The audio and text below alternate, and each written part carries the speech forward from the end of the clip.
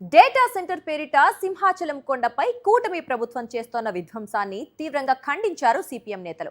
Data centre సాకుతో Appanna కొండపై చేస్తోన్న తవ్వకాలను తక్షణమే నిలిపివేయాలని వారు డిమాండ్ చేశారు. సింహాచలం కొండపై జరుగుతోన్న విధ్వంసాన్ని స్వయంగా పరిశీలించిన సిపిఎం నేతలు చంద్రబాబు తీరుపై తీవ్ర స్థాయిలో మండిపడ్డారు. దేవస్థానానికి చెందిన భూములను ప్రైవేటు వ్యక్తులకు ఏ విధంగా ఇస్తారని వారు నిలదీశారు. సింహాచలం కొండపై జరుగుతున్న తవ్వకాల వల్ల పర్యావరణానికి తీవ్రమైన విఘాతం కలుగుతోందంటున్నారు సిపిఎం నేతలు. దీనిపై మరింత సమాచారం మా ప్రతినిధి నాయుడు అందిస్తారు.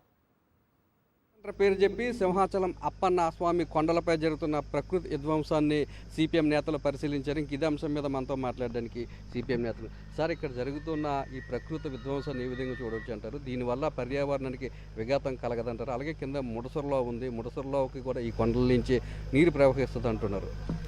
నగరం నడిబొడ్డులో డేటా సెంటర్లు అనేవి ఏ ప్రపంచంలో ఎక్కడా లేదు.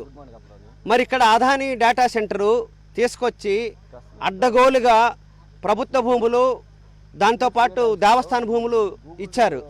ఈ పక్కనే మనందరికీ తెలుసు ఆర్లోవా, అట్లాగే రామకృష్ణాపురం ప్రతి వేసవిలో నీటి ఎద్దడి వస్తుంది. ఇలాంటి గూగుల్ సెంటర్ పెడితే చాలామంది చెప్తున్న పర్యావరణ శాస్త్రవేత్తలు కానీ వీళ్ళందరూ చెప్తుందేంటి, ఒకటి జీవరాశులకు ఇబ్బంది వస్తుంది. క్యాచ్మెంట్ ఏరియా ఈ పక్కనే ముడసర్లోవా రిజర్వాయర్ ఉంది. ఆ రిజర్వాయర్కి ఇక్కడున్న ఈ కొండల నుండి వచ్చే నీళ్ళంతా అక్కడికి వెళ్తాయి. ఈరోజు క్యాచ్మెంట్ లేకుండా పోతుంది. ఇట్లాంటి కీలకమైన డేటా సెంటర్స్ ఏవైతున్నాయో డేటా సెంటర్స్ ఊరికి దూరంగాను, అట్లాగే పర్యావరణానికి ప్రమాదం లేకుండా, జీవరాశులకు ప్రమాదం లేకుండా దూరం పెట్టిన సందర్భాలు ఉన్నాయి తప్ప నగర నడిబొడ్డులో పెట్టి ఉద్యోగ అవకాశాలు వస్తాయని చెప్పి ప్రజలందరినీ ఇబ్బంది పెట్టడం అనేది సరైనది కాదు. కొన్ని వేల చెట్లని ధ్వంసం చేస్తూ ఉన్నారు, పర్యావరణాన్ని నాశనం చేస్తూ ఉన్నారు. అలాగే కొండవాళ్ళ ప్రాంతాల్లో ఇస్తున్నటువంటి జలవనరుల్ని పూర్తిగా ధ్వంసం చేస్తూ ఉన్నారు, కప్పేస్తూ ఉన్నారు. దీనివల్ల ముడసల్లో రిజర్వాయరు ఈ మొత్తం ఆరిలో చుట్టుపక్కల ప్రజానీకానికి, విశాఖపట్నం ప్రజానీకానికి తాగునీటి అందిస్తూ ఉంది. ఆ తాగునీరు కూడా లేకుండా ఈ కొండల నుంచి వచ్చే నీరుని రిజర్వాయర్ పోకుండా అనేక ఆటంకాలు సృష్టిస్తూ ఉన్నారు. దీనికి ఏమైనా అనుమతులు ఉన్నాయా? అనుమతులు తీసుకోలేదు. జీవీఎంసీ పరిధిలో ఏదైనా కానీ కంపెనీ పెట్టాలంటే జీవీఎంసీ భూమిని ఇతరులకు బదలాయింపు చేయాలంటే జీవీఎంసీ కౌన్సిల్లో తీర్మానం చేయాలి. మేము కౌన్సిల్ కార్పొరేటర్లో ఉన్నాము, ఈ కౌన్సిల్లో తీర్మానం చేయలేదు. 44 ఎకరాలు సర్వే నంబరు 26లో ఉంది.